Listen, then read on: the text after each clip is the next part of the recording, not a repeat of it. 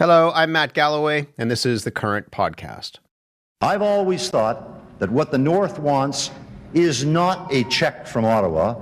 The North wants self-reliance, dignity, and prosperity brought about by economic development here in Northern Canada. When Brian Mulrooney signed the Nunavut Land Claims Agreement in 1993, it opened the door to self-determination. Etched in that agreement was the urgent need to build a museum to house the art and artifacts of the Inuit. More than 30 years later, the facility has yet to be built, but William Beveridge says that is closer than ever to changing. He is the executive director of the Inuit Heritage Trust, and he's joining us now from Iqaluit. Ublachak. William, good morning. Hi. Well, you've been working for a long time on this Inuit Heritage Centre. Why is this so important? I've been working on this since 2002. It's been a long time coming. It's very important for us here in Nunavut. Our Nunavut collection, which comprised with archaeology, ethnographic material, and arts from Nunavut, are stored in southern Canada. A lot of the collections were taken from Nunavut without our consent, and they're housed in museums and galleries in southern Canada. And without having a facility here in Nunavut, we can't repatriate our Nunavut collection. So it's important for us to have this Nunavut Inuit Heritage Centre created. Our cultural belongings are outside of Nunavut, and we don't have access to this collection. Nunavut's the only jurisdiction in Canada without a provincial or territorial museum. And without this facility, we can't repatriate our collection. So how do you envision the Nunavut Inuit Heritage Centre? I envision this centre to be very interactive, hands-on. We still have elders that can teach our youth about our history, about our culture in this in a setting with this heritage centre. We've moved on very quick from living on the land to living in communities. Since the 1960s and some places in the 1970s where we moved to communities, we've changed very rapidly. And in those changes, there's been some very difficult times with residential schools, with losing our language and some of our culture. So I see this center as bridging that gap, relearning a lot of our culture and our language, and also decolonizing, a tool to decolonize and just relearn our history. How much will this center cost? It's based on the Nunavut collection, the size of the collection. We're looking at a building size of about 5,500 square meters. And when you have a building of this type, you require a lot of specific things: fire prevention, security, climate control, UV protection. So it's a very expensive building. We're looking at a price tag of about $100 million to $150 million.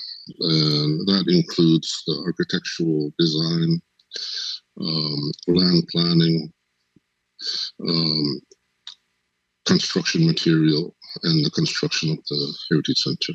And this will be built in Iqaluit? Yes, that's correct. It'll be here in Iqaluit. And that was a process where there was a community consultation done back in 2005 and 2006. And Iqaluit was selected to be the location for the Heritage Centre back in 2007. Okay. Now, the Trust owns a collection of art and artifacts. Can you describe what's in the collection? There's about 140,000 items in Gatineau, Quebec, stored at the Museum of Nature's storage facility. And there's about 140,000 artifacts stored there. And then the Museum of Nature in Gatineau as well has some collection that belong to Nunavut as well. And then the art collection is stored in Winnipeg at the Winnipeg Art Gallery. And it's a significant amount as well. And once we do have the facility, we will be repatriating those collections back to Nunavut and use our collection. Describe some of those pieces for us. There's all kinds of pieces. There's some pieces that are very tiny that were excavated from archaeological sites. They could be from grave goods as well. There's combs, there's hunting equipment, and right up to kayaks and umeaks. That's a wooden boat. There's different size artifacts, from the tiniest thing to something that'll fill a large room. And just some of the art pieces as well, some of the carvings. There's all kinds of carvings dating back to the mid-1900s and from all over Nunavut that are stored in Winnipeg. It's carvings from every region and every community. And there's different size carvings. There's polar bear carvings. There's different marine animals from Nunavut that were carved that are stored in Winnipeg. And William, why is it important that these artifacts and artworks have a permanent home in the North? Well, we have this Nunavut Agreement, the Nunavut Land Claims Agreement, and under Article 33, it was promised to us that we will have a facility here in Nunavut to repatriate our collection. So first, that's very important for us to implement that Nunavut Agreement. But most importantly, it's to reclaim our collection that was taken from us without our consent. And not being able to have a territorial museum, we can't repatriate our collection and we can't use them. We can't learn from them. We can't teach with them. It's very important for our youth to know who we are and where we come from. And it's interconnected to education, to mental health, to many things. And having this facility and having our Nunavut collection returned to us, we'll be able to use that collection. We'll be able to see it. We'll be able to learn and teach with this collection. So time is of the essence, it sounds like. Yes, it's been a long time coming.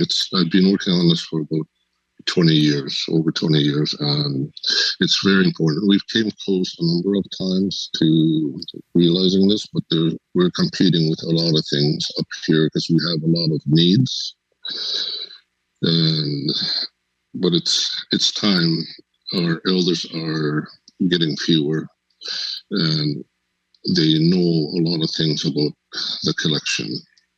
They still have connection to the past, and we'd like to bridge that with our youth and connect our youth with our past and learn our culture as well.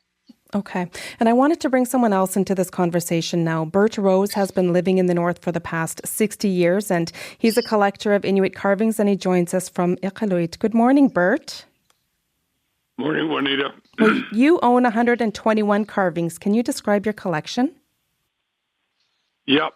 In 1968, we went to Kikartarjuaq, which was then called Broughton Island, to teach school, and after being there for about 2 months, we bought our first carving. That led to my involvement with a Government of Canada project sponsored through the Government of the Northwest Territories to open a carving project in that community. And over the next 9 years, we collected 121 pieces from that community. And that's the basis of the collection that we have just donated to the government of Nunavut, with the intent that it will go to the Heritage Centre when the Heritage Centre is built. Okay, and you've just donated these carvings. Tell us more about that. Well, what do you do with 121 pieces of whalebone and serpentine and talc? We had opportunity in 1978 to move the collection to Regina, Saskatchewan, and we temporarily parked it at the Norman Mackenzie Art Gallery in 1978. And that temporary parking turned into rather a long time period, because it was 2022 when we next made a significant move to permanently house the collection. We looked at putting them in the WAG in Winnipeg with the rest of the Nunavut stuff, and we weren't completely happy with what the conditions would be. We looked at leaving them in Regina, but that's not where they were from. We wanted them to come home, and an archaeologist named Deborah Webster suggested we should contact the GN and donate them to them, and that's the process that we followed. And we're delighted that yesterday we got the video that the carvings have now arrived in Ottawa. Well, you just said you're delighted, but what does it mean for you personally to have your collection aimed at being returned to the North? Well, Juanita, when we went to Kikatarjuak in 1968, I was only 24.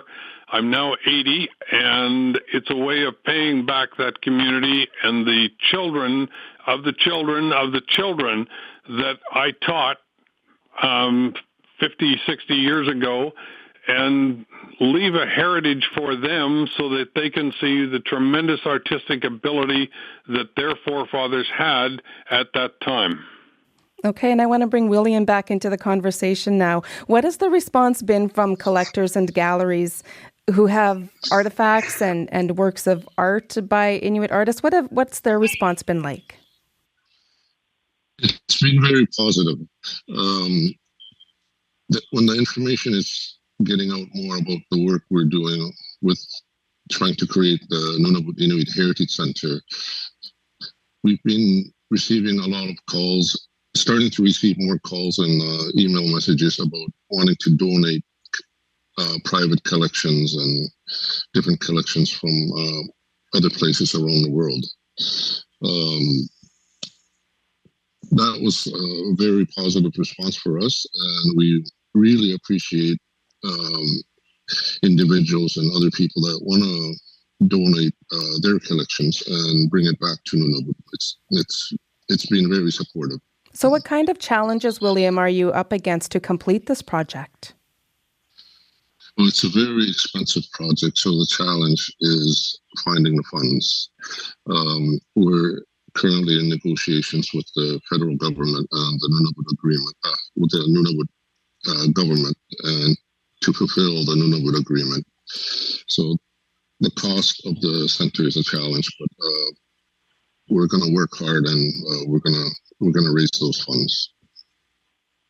Okay, well, William and Bert, I want to thank both of you so much for coming on the show and telling the country all about this very exciting project. And good luck, William, with the ongoing efforts to make this Inuit Heritage Centre a reality.